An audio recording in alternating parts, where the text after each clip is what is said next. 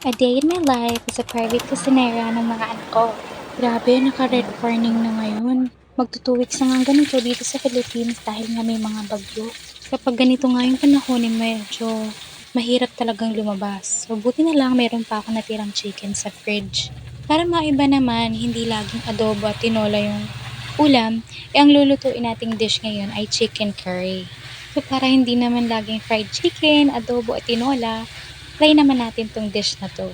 So, dito sa video na to, sinangkotsa ko lang yung chicken.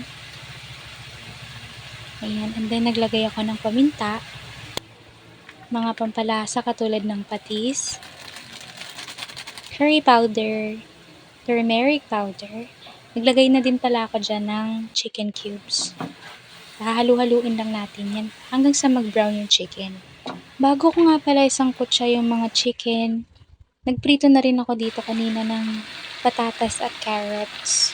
Mas masarap kasi pagka piniprito mo na yung mga gulay. Ano ba yung mga favorite dish nyo na pwede kong lutuin sa next video? Comment nyo naman below para matry din ng mga anak ko. So dito kumulo na yung chicken, ilalagay na natin yung gata. Wala kasi ako mabilhang fresh gata. So yung gata lang nasa pouch yung meron ako. Ayan, isang pouch lang yung meron ako, kaya okay na yan.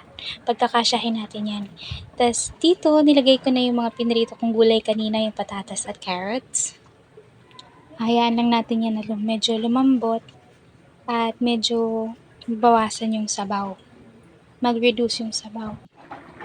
Sa video na to, nag-reduce na nga yung sabaw, kaya ilalagay na natin yung green chilies.